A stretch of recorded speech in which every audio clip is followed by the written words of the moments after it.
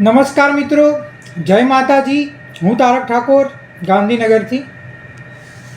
આજે આપણે message share કર્યો હતો 7 વાગે આપણે લાઈવમાં આવવાના છીએ અને હું હાજર થઈ ગયો છું. આજે આપણે ખૂબ જ મહત્ત્વના વિષય ઉપર અને જે છેલ્લા થોડા સમયમાં આપણે જે પ્રગતિ કરી છે ઓબીસી અનામત વર્ગીકરણના મુદ્દાને લઈને, જન આંદોલન લઈને, એના વિશે ચર્ચા કરીશું. અને ઘણા એવા લોકો છે કે જે આ મુદ્દાને પોતાના સ્વાર્થ માટે ખોટા માર્ગે દોરી રહ્યા છે. આપણે એમને એવો કરારો જવાબ આપીશું, કંઈ બીજી વાર બોલતા વિચાર કરશે. જેટલા બી થઈ શકે આપણા મિત્રો, તમે કંઈ પણ કામ કરતા હોય, કંઈ પણ જગ્યાએ હોય, જે બી 2 મિનિટ માટે તો 2 મિનિટ માટે, 10 મિનિટ તો 10 મિનિટ ને અડધો કલાક તો અડધો કલાક, જેટલા ટાઈમ માટે જોડાઈ શકતા હોય એ જોડાઈ જાઓ. કારણ કે આપણે ખૂબ જ અગત્યના વિષય પર વાત કરીશું. અને આપણી લાઈવની લિંક તમારા બધા જ કોન્ટેક્ટ્સ, તમારી બ્રોડકાસ્ટ લિસ્ટ, આપણા સમાજના ગ્રુપો, ફેસબુક, ઇન્સ્ટાગ્રામ બધા જ શેર કરી દો કે જેથી આપણે ચર્ચા શરૂ કરી શકીએ. બરાબર? જય માતાજી હસમુખભાઈ. વિક્રમભાઈ જય માતાજી. જય માતાજી. ઓબીસી વર્ગીકરણ જિંદાબાદ એવું વિક્રમભાઈ કહી રહ્યા છે. ઓબીસી વર્ગીકરણ જિંદાબાદ વિક્રમભાઈ.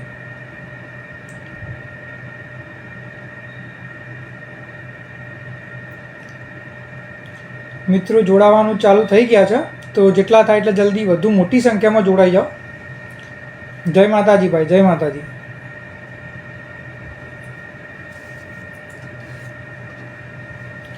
આપણે આજે ખૂબ જ અગત્યના મુદ્દા ઉપર ચર્ચા કરવાના છીએ. આજે કયા વિષય પર ચર્ચા કરીશું કે અહીંયા આગળ જે આપણા પાટડી સુરેન્દ્રનગર ખાતે ત્યાંના જે ધારાસભ્ય છે અત્યારે ભારતીય જનતા પાર્ટીના પીકે પરમાર સાહેબ, એમને ઓબીસી અનામત વર્ગીકરણને સમર્થન આપ્યું, જે આપણા માટે ખૂબ જ મોટી સફળતા છે. અને એના પહેલાં આપણે કાંકરેજ ખાતે આવેદનપત્ર આપ્યું હતું. એમાં કોંગ્રેસ પાર્ટીના કાંકરેજના ધારાસભ્ય અમૃતજી ઠાકોરે ઓબીસી અનામત વર્ગીકરણને સમર્થન આપ્યું હતું. અને એક સ્ટેપ આગળ વધીને આપણા સાથે આવેદનપત્ર જે મામલતદારશ્રીને આપ્યું એ આપવા માટે આવ્યા પણ હતા. તો આનાથી શું સાબિત થાય છે કે ગમે તે પાર્ટી, ગમે તે વિચારધારા સાથે જોડાયેલા જે ધારાસભ્યો હોય એ પણ સાચા મુદ્દાને સમર્થન આપે છે. અને આપણા માટે, આપણા સમાજો માટે અને આખા વિકાસથી વંચિત જેટલા પણ સમાજો છે દરેક માટે ખૂબ જ મોટી સફળતા કહેવાય. એના પછી આપણે વાત કરીશું કે ઘણા એવા લોકો છે, પછી એ તમે કહી શકો યુટ્યુબ ઉપર ન્યૂઝ મીડિયાનું કામ કરતા હોય, પત્રકાર તરીકે, ન્યૂઝ ચેનલો હોય કે પ્રિન્ટ મીડિયા હોય, ઘણા લોકો છે કે જે પોતાના અંગત સ્વાર્થ માટે ઓબીસી અનામત વર્ગીકરણ વિશે તમને અપૂરતી કે ખોટી માહિતી આપી રહ્યા છે અને આપણને અંધારામાં રાખવાનો પ્રયત્ન કરી રહ્યા છે. તો આપણે એના વિશે ચર્ચા કરીશું અને એનું શું સમાધાન આવી શકે આપણે એના વિશે વાત કરીશું. અને આપણે એમને એમની જવાબદારી અપાઈશું કે એક પત્રકાર તરીકે નિષ્પક્ષ રેના અંદર તમારે તમારું કામ કરવાનું હોય. તમારા અંગત સ્વાર્થોને તમારે ના લાવી શકો. આટલા તમે એમ કહી શકો આટલા પાક અને આટલા સુંદર જે તમે અત્યારે હાલ પ્રોફેશનમાં છો એમાં. જય માતાજી મથુરજી, જય માતાજી બકાજીભાઈ, જય માતાજી બલવંતભાઈ. એના પછી આપણે વાત કરીશું કે અત્યારે જે અંબાજી સેવા કેમ્પો આપણા આયોજન કરવામાં આવ્યું હતું ખૂબ મોટા પ્રમાણમાં, ત્યાં આગળ મને ખૂબ મોટી સંખ્યામાં આપણા સમાજના લોકોએ આમંત્રણ આપ્યું. હું ત્યાં આગળ ગયો, મને બહુ માન સન્માન અને પ્રેમ આપ્યો. એ ત્યાં આગળ બધા લોકો 500, 1000, 2000 લોકો વચ્ચે મને ઓબીસી અનામત વર્ગીકરણનો મુદ્દો મૂકવાની મને તક આપી, મને સમય આપ્યો, મને પ્યાર આપ્યો, મને સન્માન આપ્યો.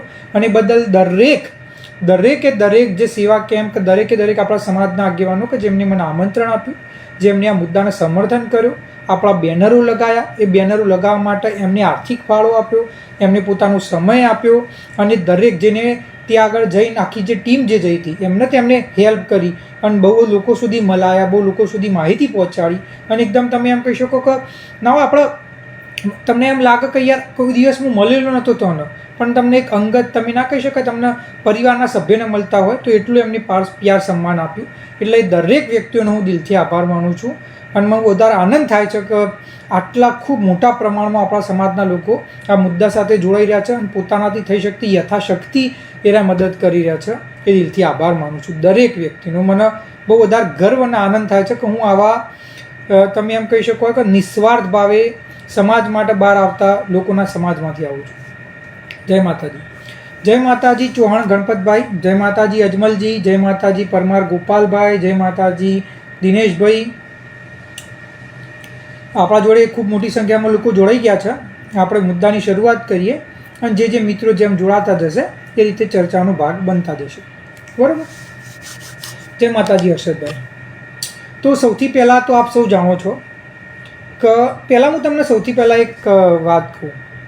ઘણા લોકો એમના જોડે હવે ઓબીસી અનામત વર્ગીકરણનો વિરોધ કઈ રીતે કરવો, એમના જોડે કંઈ વધુ વસ્તી વધી નથી કે કોઈ પ્રશ્ન કે કઈ વસ્તુ કહેવા માટે છે નહીં, એટલે એરાય તમે એમ કહી શકો ને તર્ક વગરના વાહિયાત પ્રશ્નો અને વાહિયાત ઇલ્ઝામ લગાવી અને આપણા મુદ્દાને ખોટી માર્ગે દોરવાનો પ્રયત્ન કરો છો.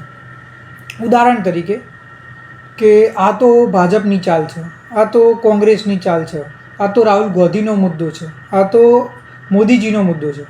તો આ લોકોને હું એમ કહેવા માગું છું કે થોડો અભ્યાસ કર્યો હોત, થોડો આ મુદ્દાને સમજવાનો પ્રયત્ન કર્યો હોત, તમે રોહિણી કમિશનને સારી રીતે વાંચી હોત, એના પહેલાં 1993માં જે માનનીય સુપ્રીમ કોર્ટે ઇન્દિરા શાહની જજમેન્ટ આપ્યું હતું એ વાંચ્યું હોત અને જે એના પહેલાં જે 11 રાજ્યોમાં અમલમાં થયેલું વર્ગીકરણ એના વિશે અભ્યાસ કર્યો હોત તો આવી વાતો કરીને તમારો અને સમાજના લોકોનો સમય ના બગાડ્યો હોત.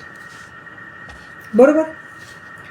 તો આપણે સૌથી પહેલાં વાત કરીએ કે પાટડીના ધારાસભ્ય પી.કે. પરમાર સાહેબ જે પોતે અનુસૂચિત જાતિમાંથી આવે છે, એ આપણા તમે એમ કહી શકો જે ઓબીસી સમાજની જે દુઃખ વેદનાને સમજે છે અને એટલા માટે એમને ઓબીસી અનામતમાં વર્ગીકરણ કેમ જરૂરી છે એના સમર્થનમાં એમને સ્ટેટમેન્ટ આપ્યું કે જે ભારતીય જનતા પાર્ટીમાંથી આવે છે. એ જ રીતે કાંકરેજના ધારાસભ્ય શ્રી અમૃતજી ઠાકોર સાહેબ કે જે કોંગ્રેસમાંથી આવે છે, એમને ઓબીસી અનામત વર્ગીકરણને સમર્થન આપ્યું કારણ કે એમને ખબર છે કે જે ઓબીસીમાં આવતા વિકાસથી વંચિત સમાજો છે એને અનામતનો લાભ નથી મળતો. તો આ બંને ધારાસભ્યોને હું દિલથી હાથ જોડીને વંદન કરું છું કે તમે ગમે તે વિચારધારાના હોય, ગમે તે વિસ્તારના હોય, પણ તમે જે સાચા મુદ્દા હતા એને દિલ ખોલીને સમર્થન આપ્યું છે. અને એટલા જ માટે આપણા સમાજને અને ગુજરાતના દરેક વિસ્તારને તમારા જેવા ધારાસભ્યો મળવા જોઈએ કે જે સાચા મુદ્દા વિશે બોલતા પહેલાં ડરે નહીં, બીવાય નહીં કે પોતાના અંગત સ્વાર્થોને સાઈડમાં મૂકે.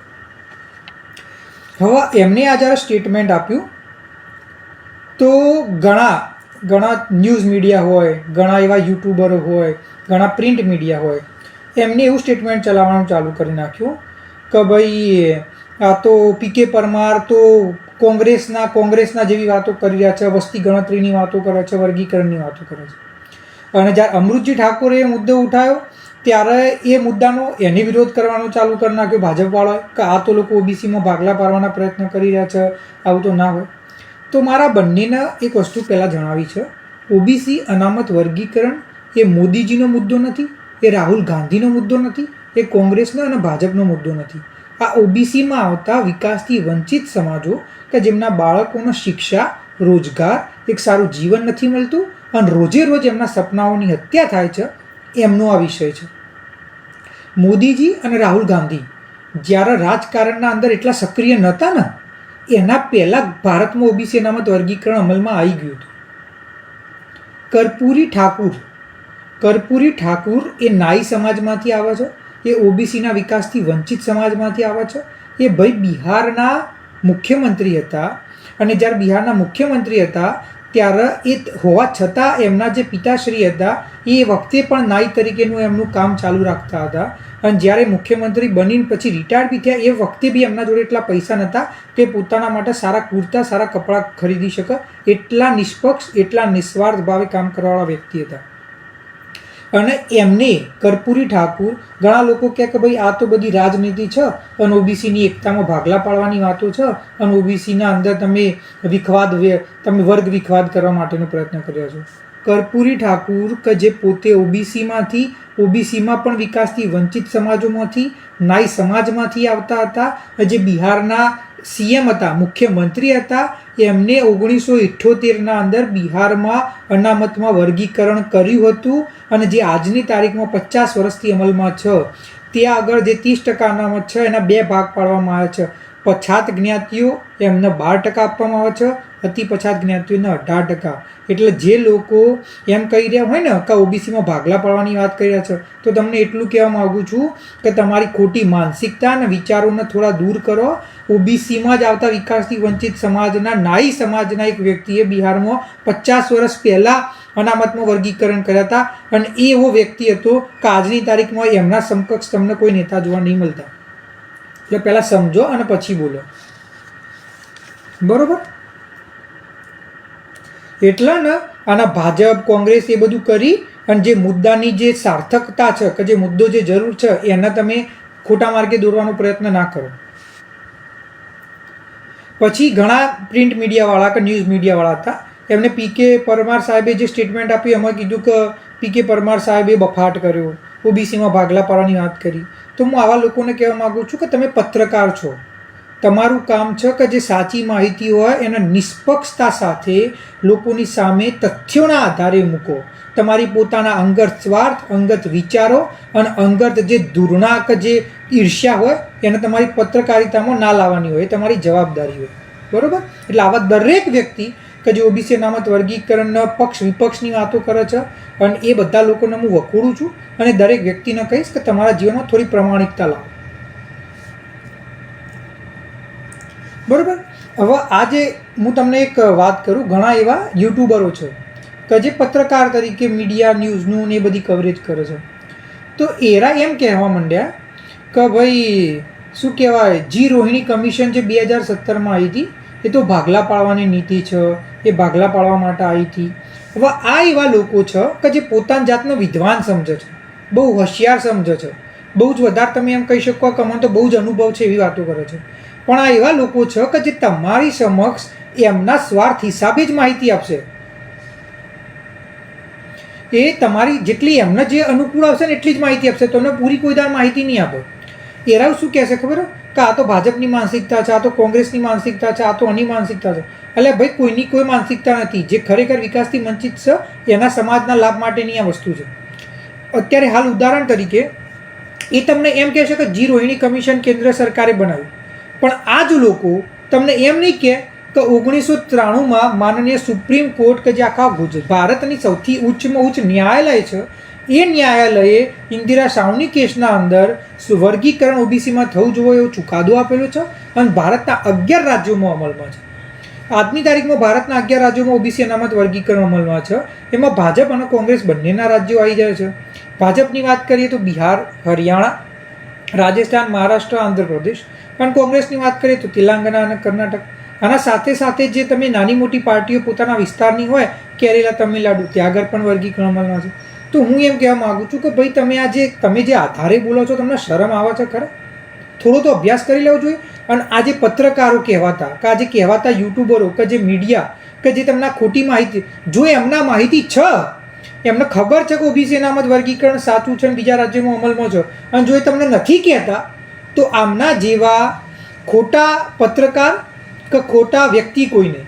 અને જો એમને નથી ખબર આના વિશે અભ્યાસ કર્યા વગર તમારા જોડે અધૂરી માહિતી આપતા હોય તો પણ આમના જેવા ખોટા પત્રકારો કોઈ જ નહીં.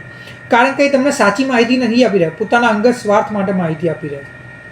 અને બીજી વસ્તુ, હું નેતાઓને કહેવા માગું છું કે ભાઈ નેતાઓની એક ખાસિયત બની જઈ છે, તમે એમના જોડે કોઈ કામ કરાવવા જશો ને તો તમને ના નહીં પાડે, થઈ જશે, કરી દઈશું. અને બીજી વસ્તુ, કોઈ વ્યક્તિ કોઈ મુદ્દો ઉઠાવશે ને તો કોંગ્રેસવાળો છે કોઈ વ્યક્તિ તો એમ કહેશે કે આ તો ભાજપવાળાની રણનીતિ, ભાજપવાળો છે તો કે કોંગ્રેસવાળાની વાત છે. પણ એ એમ નહીં કે એને કરવાનું કહીશું ને કામ તો કામ નહીં કરે, એકબીજા ઉપર ઢોળી દેશે. જેમ કે અત્યારે હાલ પીકે પરમાર સાહેબે પાટડીમાં ધારાસભ્ય હતા, એમને મુદ્દો ઉઠાવ્યો ઓબીસી અનામત વર્ગીકરણના સમર્થનમાં, તો ત્યાં જ કોંગ્રેસના આગેવાન એમ કહેવા માંડ્યા કે ભાઈ આ તો ખોટી વસ્તુ છે ને ભાગલા પાડવાની નીતિ છે. તો એ આગેવાનને હું એમ કહેવા માગું છું કે ભાઈ તમારી જ કોંગ્રેસ પાર્ટીના અમૃતજી ઠાકોર જે કોંગ્રેસના ધારાસભ્ય છે એમને ઓબીસી અનામત વર્ગીકરણ અમલમાં મૂક્યું તો ત્યારે તમને ખબર નથી પડતી? બીજી વસ્તુ કે તમારી જ કોંગ્રેસ પાર્ટી તેલંગાણા, કર્ણાટકના અંદર વર્ગીકરણ કરીને બેઠી છે ત્યારે તમને ખબર નથી પડતી? એ જ રીતે જ્યારે કોંગ્રેસના અમૃતજી ઠાકોર આ વિશે બોલવાનું ચાલુ કર્યું તો ભાજપના લોકો એમ કહેવા માંડ્યા કે ભાઈ આ ભાગલા પાડી રહ્યા છે. તો હું ભાજપના લોકોને કહેવા માગું છું કે ભાઈ તમારા પોતાના શાસિત રાજ્યોમાં તમે વર્ગીકરણ અમલમાં મૂક્યું છે તો એની તો તમે વાત નથી કરતા. તમને એમ લાગે છે કે અહીંયા માથા ઉપર લખ્યું છે કે અમે મૂર્ખ છીએ, કે તમે ખોટી માહિતી આપશો અને સમાજને તમે ખોટા માર્ગે દોરશો એટલે દોરાઈ જશે. સમાજ જાગૃત થઈ ગયો છે, સમાજ જોડે સાચી માહિતી પહોંચી ચૂકી છે. સમાજના યુવાઓ હોય કે વડીલો હોય એ આજની તારીખના અંદર એટલા તો જાગૃત થઈ ગયા છે કે તમે જે ખોટા માર્ગે દોરો છો એ દોરાતા નથી. અને સાચી માહિતી એના ઇન્ટરનેટ ઉપર ગૂગલ ઉપર ખાલી એક ક્લિક મારી સર્ચ કરી સાચી માહિતી મેળવી શકે છે. તમારા જેવા ખોટા જે માહિતી આપો છો એના ઉપર એમનો વિશ્વાસ કરવાની કે ખોટા માર્ગે દોરાવાની એમને કોઈ જરૂર છે નહીં. બરોબર.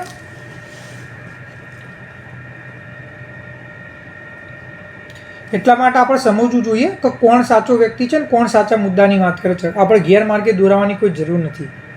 રાહુલ ગાંધી નરેન્દ્ર મોદીની વાત કરો છો. અરે 1978ના અંદર રાહુલ ગાંધી નરેન્દ્ર મોદી રાજકારણમાં હતા કે નહીં, અને હતા તો ક્યાં હતા કોઈને ખબર નહીં હોય. અને એ વખતે રાહુલ ગાંધી તો નહોતા જ, નરેન્દ્ર મોદી સાહેબ એ વખતે નહીં હોય.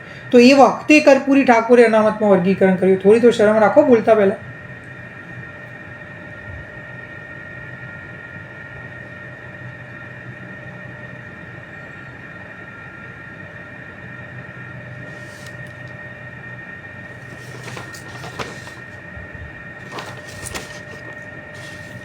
બીજી વસ્તુ આપણે એક વાત કરીએ કે એકદમ તમે એમ કહી શકો ને એકદમ મજાની વાત કરીએ કે લોકોના સ્ટેટમેન્ટો કઈ રીતે બદલાય છે આપણે સમજીએ. ઓબીસી અનામતમાં વર્ગીકરણનો ચુકાદો માનનીય સુપ્રીમ કોર્ટે આપ્યો 1993માં. 11 રાજ્યોમાં અમલમાં છે. 1 ઓગસ્ટ 2024 માનનીય સુપ્રીમ કોર્ટે એવું કહ્યું કે અનુસૂચિત જાતિ એટલે એસટી સમાજ અને અનુસૂચિત જનજાતિ એટલે એસટી આદિવાસી સમાજ આ બંનેના અંદર વર્ગીકરણ થવું જોઈએ કે જેથી આ સમાજોનો સમગ્રલક્ષી વિકાસ થાય અને દરેક જ્ઞાતિઓ જે આ સમાજોમાં આવે છે એમને અનામતનો લાભ મળે. આજે ચાલી રહ્યો છે સપ્ટેમ્બર, બરાબર, સપ્ટેમ્બર 2025.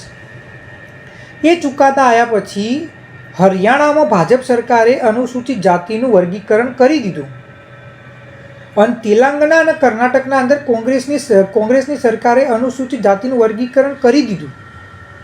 હરિયાણામાં ભાજપ સરકારે વર્ગીકરણ કર્યું અને ભરતીઓ ચાલુએ કરી દીધી.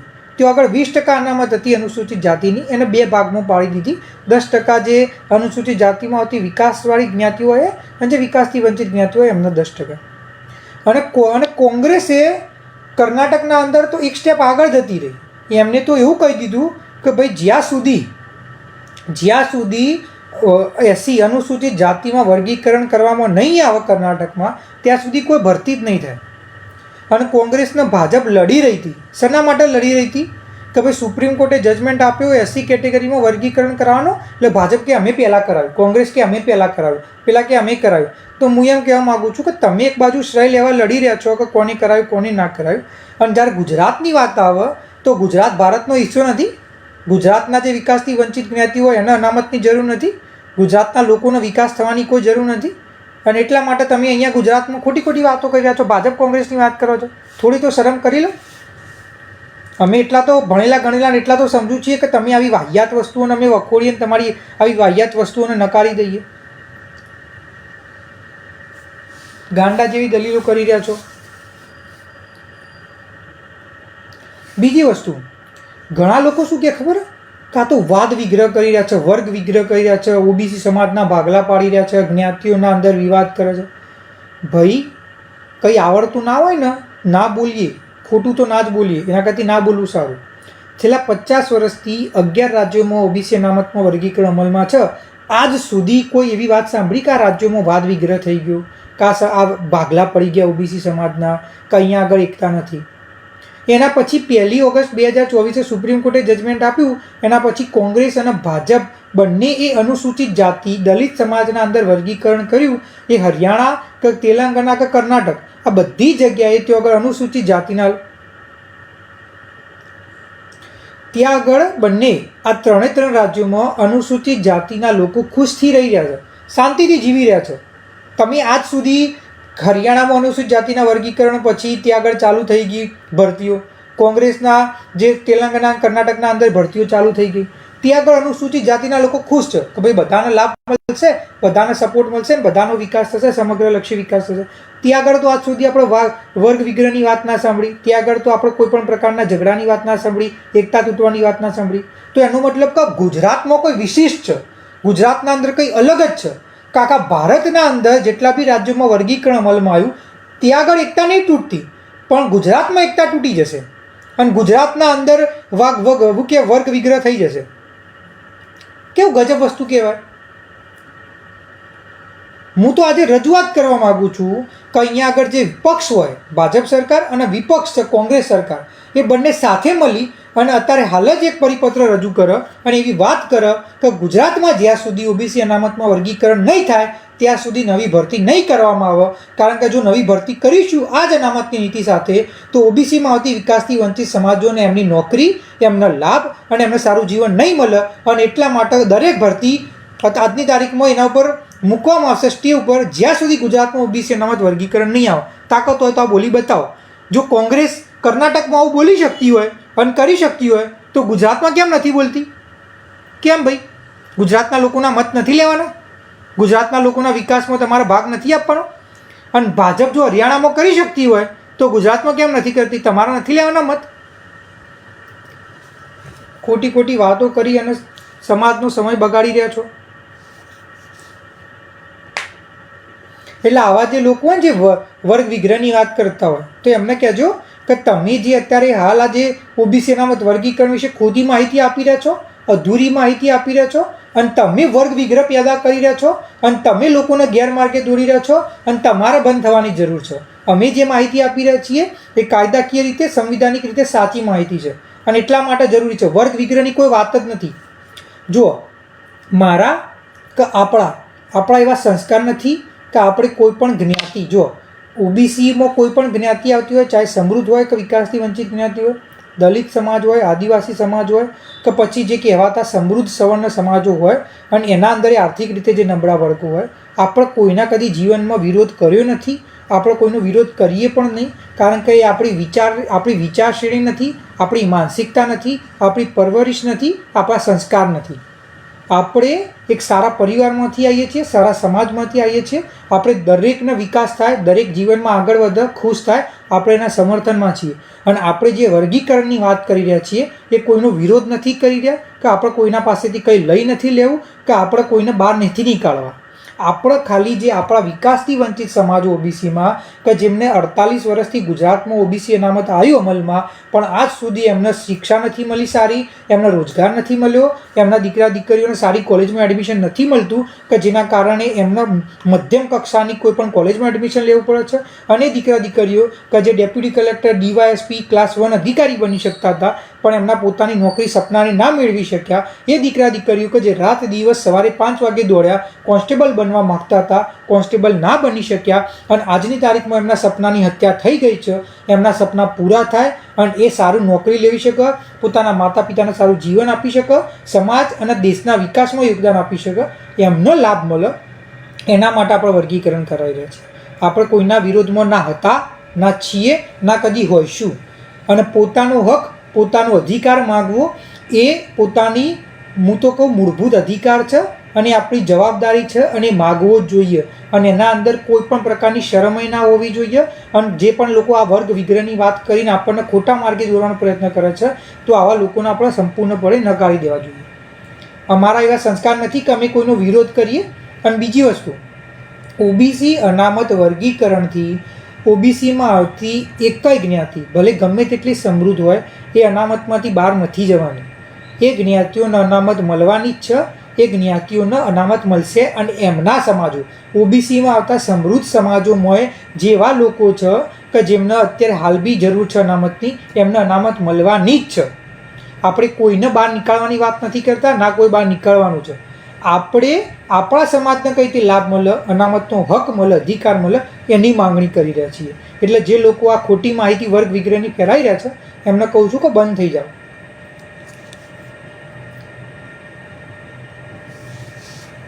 અને આપણો જે અત્યારે હાલ ઓબીસી અનામત વર્ગીકરણનો મુદ્દો છે, હવે એ કોઈ વિસ્તાર પૂરતો સીમિત નથી. પછી બનાસકાંઠા હોય, પાટણ હોય, મહેસાણા હોય, સાબરકાંઠા, અરવલ્લી, મહીસાગર, ખેડા હોય, આણંદ હોય, સુરેન્દ્રનગર હોય, મોરબી હોય કે પછી તમે કહી શકો કે સૌરાષ્ટ્રના દરેક વિસ્તારમાં જાગૃતિ આવી છે. થોડા સમય પહેલાં જ કોડીનારના અંદર જે હરસિભાઈ સોલંકી ત્યાં આગળના ઓબીસી અનામત વર્ગીકરણના ખૂબ જ દિલથી મહેનત કરવાવાળા, સમર્થક કરવાવાળા યોદ્ધા છે, એમને ત્યાં આગળ કોડીનારના અંદર આવેદનપત્ર આપ્યું અને સાથે સાથે એ આવેદનપત્ર આપ્યા પછી અનેક સૌરાષ્ટ્રના વિસ્તારોમાંથી અત્યારે આવેદનપત્ર આપવા માટેની માંગ ઉઠી રહી છે. અને ટૂંક સમયમાં ખૂબ મોટા પ્રમાણમાં સૌરાષ્ટ્રના અંદર અલગ અલગ વિસ્તારના અંદર અનામત વર્ગીકરણ માટેના આવેદનપત્ર આપવામાં આવશે અને ખૂબ સારી એકતા થઈ રહી છે. એ જ રીતે ગુજરાતના અંદર મતલબ ઉત્તર ગુજરાતના મધ્ય ગુજરાતની વાત કરીએ તો ટૂંક જ સમયમાં આપણે ખેડા, આણંદ, એના પછી તમે ઉત્તર ગુજરાતની વાત કરો તો ત્યાં આગળ આપણે ઊંઝા, વિસનગર, મહેસાણા, ખેરાલુ, વડનગર આ દરેક વિસ્તારોના અંદર આવેદનપત્ર આપવાના છીએ. તો અહીંયા આગળ જેટલા બી લોકો હોય એ તમારા વિસ્તારમાં જાગૃતિ માટેનું કામ કરો એવી તમને હું વિનંતી કરું છું. અને આ મુદ્દો ગુજરાતના ઘરે ઘરે સુધી આપણે પહોંચાડવાનો છે. બરાબર? તો આ વસ્તુ થઈ ગઈ કે આપણે કદી કોઈના વિરોધમાં ના હતા ના છીએ. આપણે ખાલી આપણો હકના અધિકાર માગીએ છીએ અને આપણે લઈને જ રહીશું. આપણા દીકરા દીકરીઓના મને રોજ ફોન આવે છે કે સાહેબ હું અડધા માર્ક્સથી રહી ગયો, હું 1 માર્ક્સથી રહી ગયો. એમના સપનાઓની હત્યા થઈ ગઈ. હવે બિચારા જીવો કે નહીં મરે કંઈ એમને જ નથી ખબર કે શું કરવું. નાસી પાસ થઈ ચૂક્યા છે. થોડા દિવસના અંદર તલાટીની પરીક્ષા છે. હવે પરીક્ષાના અંદર આવું નહીં થાય એની શું ગેરંટી? અને આવું ના થાય અને એમને એમનો હક મળે આપણે એના માટેની માંગણી કરીએ છીએ. બીજી વસ્તુ, EWS જે અનામત આપવામાં આવી એ જે સમૃદ્ધ જે ઓબીસી જે સમૃદ્ધ જ્ઞાતિઓ હતી એમના આર્થિક રીતે જે નબળા વર્ગના લોકો હતા એમને આપી. આપણે એનો કોઈ વિરોધ નથી. એમના બાળકો જે માર્ક્સે પાસ થતા હોય જે એમનો અધિકાર છે લે છે. આપણે માંગણી એ કરી રહ્યા છીએ કે આપણા બાળકોને જે અનામતનો લાભ મળવો જોઈએ નથી મળતો અને એટલા માટે વર્ગીકરણ થાય કે જેથી એમનું 95 આવે છે તો આપણું 109ની જગ્યાએ 85 આવે અને આપણા 10 ગણા વિદ્યાર્થીઓ પાસ થાય. બરાબર? બીજી વસ્તુ કે આજે આપણે મુહિમ ચલાવી રહ્યા છીએ તો એ મુહિમના અંદર ઠાકોર, કોળી, દેવી પૂજક, રાવળ એ દરેક સમાજો આપણા સાથે જોડી રહ્યા છે. ઠાકોર કોળી સમાજની સંખ્યા વધારે છે અને એના કારણે ચાહે આવેદનપત્ર આપવાની વાત હોય કે ચાહે કોઈ જગ્યાએ મિટિંગની તો એ મોટી સંખ્યામાં બહાર આવી રહ્યા છે.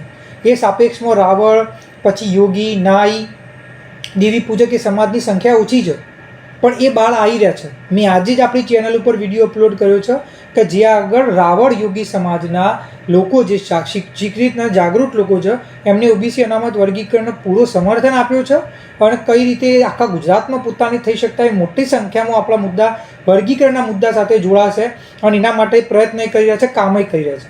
એના પછી રાવળ સમાજ હોય, યોગી સમાજ હોય, મોચી સમાજ હોય, પછી દેવી પૂજક સમાજ હોય, આ દરેકના જે આગેવાન હોય, શિક્ષિત લોકો હોય એમના જોડે મને વાત થાય છે. એ મને ફોન કરી રહ્યા છે. આ મુદ્દો ઉઠાવવા માટે દિલથી આભાર માની રહ્યા છે અને એમનાથી થઈ શકતા એટલા વધુમાં વધુ સમર્થન કરશે. પોતાના વિસ્તારમાં મિટિંગો કરશે, પોતાના વિસ્તારના અંદર જાગૃતિ માટે પ્રયત્ન કરશે. એ બધા જે કાર્યો કરવાના છે અને કરી પણ રહ્યા છે. એટલે આ મુદ્દો એક બે જ્ઞાતિ નહીં, ઓબીસીમાં આવતી દરેક વિકાસથી વંચિત જ્ઞાતિઓનો મુદ્દો છે. બધાનો સાથ સહકાર છે અને એક વિસ્તારનો નથી, આખા ગુજરાતનો આવ્યો પ્રશ્ન છે. બરોબર? હવે આપણે વાત કરીશું કે હા જો આજે 4 તારીખ થઈ છે. 8, 9 અને 10 સપ્ટેમ્બર 2025 ગુજરાત વિધાનસભાનું ચોમાસું સત્ર બેસવાનું છે કે જેમાં આખા ગુજરાતના 182 ધારાસભ્યો હાજર રહેશે. પાર્ટીના ધારાસભ્યએ પોતાની ફરજ અદા કરી. ધન્યવાદ છે તમને પીકે પરમાર સાહેબ. કાંકરેજના ધારાસભ્યએ એમની ફરજ પૂરી કરી. ધન્ય છે એમને. હવે હું એમ કહેવા માગું છું કે તમે ક્યારે જાગશો? થોડા સમય પછી 15-20 દિવસમાં તલાટીની પરીક્ષા આવશે. આપણા દીકરા દીકરીઓ રાત દિવસ મહેનત કરશે. હું નથી ઈચ્છતો કે જે કોન્સ્ટેબલમાં થયું એ તલાટીમાં થાય. એટલે આપણા સમાજના જેટલા બી દીકરા દીકરીઓ, વિદ્યાર્થીઓ હોય, માતા પિતા હોય, શિક્ષિત જાગૃત લોકો હોય, તમને એક જ વિનંતી કરીશ કે જે બી દિવસ 2 કલાક, 3 કલાક, 4 કલાક જે બી સમય ફાળવી શકતા હોય તમારા સ્થાનિક ધારાસભ્યનો સમય લો. પહેલાં તો એને ફોન કરો. એક ફોન ના ઉપાડો તો 5 કરો, 5 ના ઉપાડો તો 50 કરો, 50 ના ઉપાડો તો 100 કરો. તમારા જેટલા બી ઓળખાણના લોકો હોય, જાણતા લોકો હોય, જાણકાર, એમના જોડે જાઓ, એમના ઘરે મુલાકાત લો, એમની ઓફિસે મુલાકાત લો. એમને સમજાવો કે ઓબીસી અનામત વર્ગીકરણ કેમ જરૂરી છે અને ના અમલમાં હોવાના કારણે આપણા સમાજના દીકરા દીકરીઓ કઈ રીતે હેરાન થઈ રહ્યા છે, કઈ રીતે એમના સપનાની હત્યા થઈ રહી છે. અને હવે એ તમારો મત લેવા હતા, તમારા મતના કારણે ધારાસભ્ય બન્યા છે. એમની જવાબદારી છે કે ઓબીસી અનામત વર્ગીકરણના મુદ્દાના વિધાનસભામાં બોલે અને એ વિધાનસભામાં બોલશે તો આખા ગુજરાતના અંદર એ માહિતી જશે, એ જ ભારતના અંદર માહિતી જશે અને આપણો જે મુદ્દો છે એ તાત્કાલિક ધોરણે અમલમાં આવી શકશે. બરાબર કે નહીં? અને તમારે એક જ નિવેદન આપવાનું. કોંગ્રેસનું હોય તો એમ કહેવાનું કે ભાઈ તમારા કોંગ્રેસના જો અમૃતજી ઠાકોર બોલી શકતા હોય તો તમે કેમ ના બોલી શકો? બરાબર? એ જ રીતે ભાજપનો હોય તો કહી દેવાનું કે ભાઈ તમારા જ પાર્ટીના ધારાસભ્ય પી કે પરમાર સાહેબ બોલી શકતા હોય તો તમે કેમ નથી બોલી શકતા. અને બીજી એક વસ્તુ કહી દો, એ ગમે તે જ્ઞાતિનો હોય, ઠાકોર હોય, કોળી હોય કે કોઈ પણ બીજા સમૃદ્ધ જ્ઞાતિનો વ્યક્તિ હોય, એને એક જ વસ્તુ કહેવાની કે સાહેબ તમે મત લેવાય હતા, અમે તમને મત આપે, તમે ચૂંટાયા છો.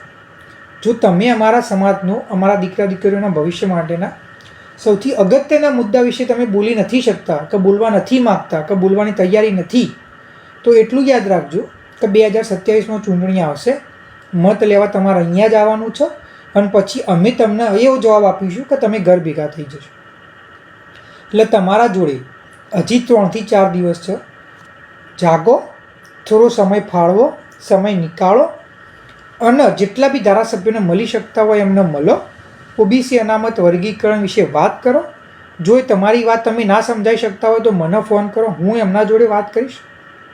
આપણો કોન્ટેક્ટ નંબર છે 99 250 30 351. એમના જોડે મને વાત કરાવો, હું વાત કરીશ. અને જેટલી થાય એટલી જલ્દી ઓબીસી અનામત વર્ગીકરણમાં આવે એ વિધાનસભામાં મુદ્દો ઉઠાવવો જોઈએ. મારી દિલથી એક ઈચ્છા છે કે આ જે ચોમાસું સત્ર હોય ને વિધાનસભાનું, એમાં ઓબીસી અનામત વર્ગીકરણનો મુદ્દો ગુંજે, આખા ગુજરાતમાં એની ચર્ચા થાય અને એના કારણે આપણો મુદ્દો હજી વધારે આગળ વધે. અને એના માટે તમારે જવાબદારી લેવી પડશે. હું દરેક જગ્યાએ દરેક વ્યક્તિના જોડે વાત નહીં કરી શકું. એટલે તમે જે વિસ્તારમાં રહેતા હોય એની વિસ્તારની તમારી જવાબદારી લઈને તમારા ધારાસભ્યને મળવા જવું પડશે. અને બીજી વસ્તુ, ધારાસભ્યને મળવાથી, પ્રશ્ન પૂછવાથી અને પોતાની વાત રજૂ કરવાથી બીવાની જરૂરત નથી. એ ધારાસભ્ય તમારા કારણે બન્યા છો, એ તમારા સેવક છે, સ્વામી નથી. એટલા માટે તમે પ્રશ્ન પૂછો અને તમારો મુદ્દો એમની સામે મૂકો, ગમે તે ધારાસભ્ય હોય, ગમે તે પાર્ટીના હોય. બરોબર?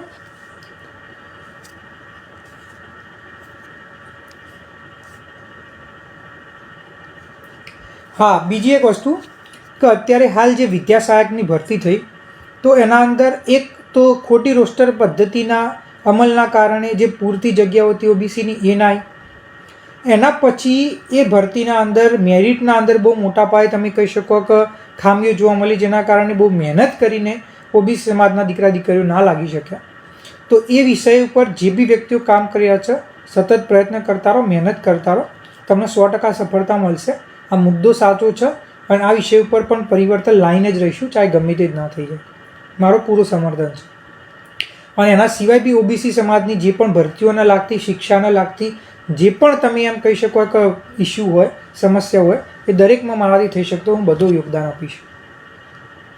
એના સિવાય ટૂંક જ સમયમાં હું ઠાકોર કોળી વિકાસ નિગમ એના અંદર કઈ રીતે ગેરરીતિઓ થઈ રહી છે અને જે લોન મળવી જોઈએ એ નથી મળતી અને જેના કારણે એ છ કે ના બરાબર જ છે, કંઈ ફાયદો નથી થતો સમાજનો, એ વિષય ઉપર પણ આપણે વાત કરીશું. તો બસ હું આજે તમને એક જ વસ્તુ કહેવા માગીશ કે આપણો મુદ્દો હવે ઘરે ઘરે સુધી પહોંચી રહ્યો છે અને જન આંદોલનનું સ્વરૂપ લઈ ચૂક્યો છે. એટલે આ મુદ્દાને ઘરે ઘરે સુધી પહોંચાડી અને આપણે જલ્દીમાં જલ્દી અમલમાં લાવવાનો છે કે જેથી આપણા દીકરા દીકરીઓના સપનાની હત્યા ના થાય જે કોન્સ્ટેબલમાં થઈ. બરાબર?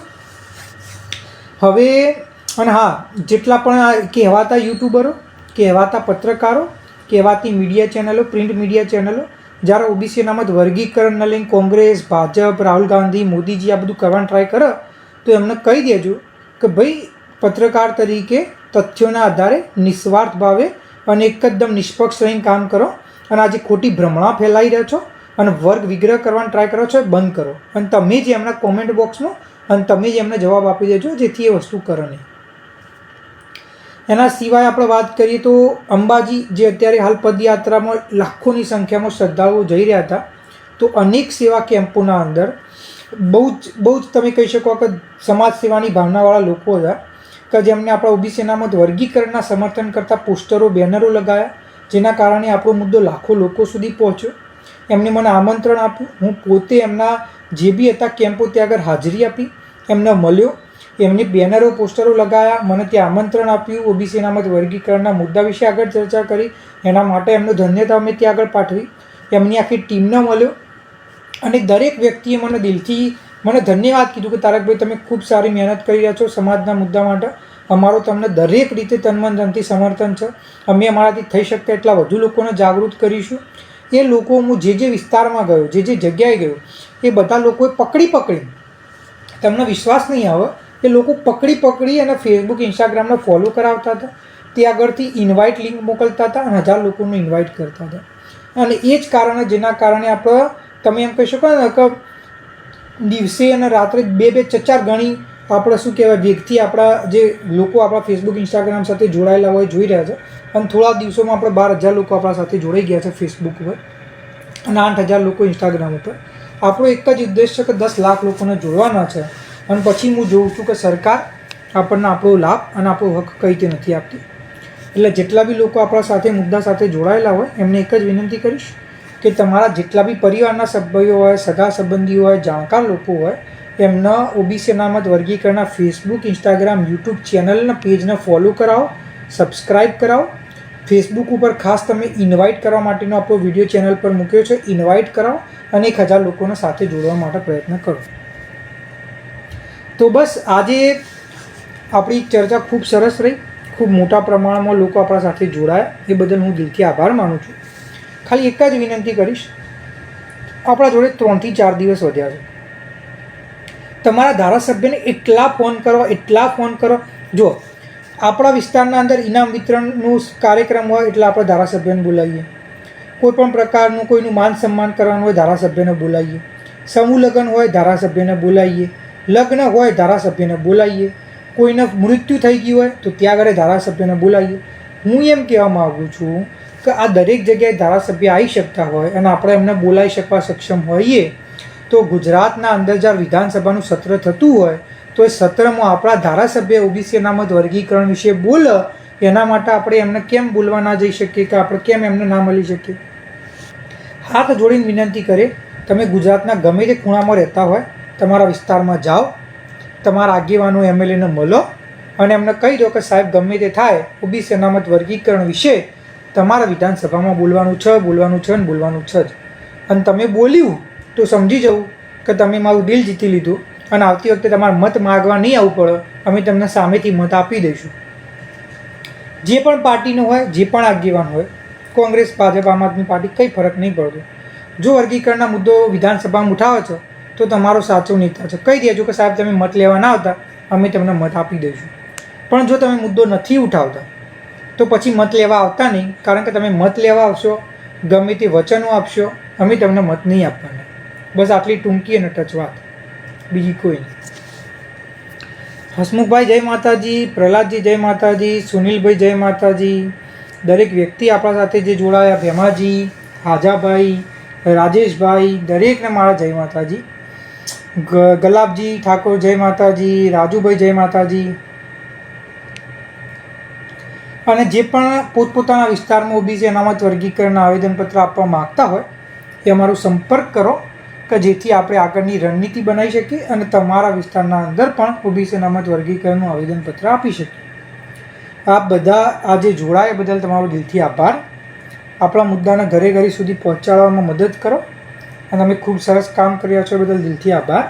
અને આપણે ચોક્કસ સફળ થઈશું અને આપણે કોઈનાથી છીનવાની નહીં, પણ પોતાના હક, અધિકાર અને પોતાના વિકાસ માટેની લડાઈ લડી રહ્યા છીએ કે જે આપણે લડીશું અને જીતીશું. જબ તક તોડેંગે નહીં, તબ તક છોડેંગે નહીં. આપણો હક છે અને આપણે લઈને રહીશું. જય માતા.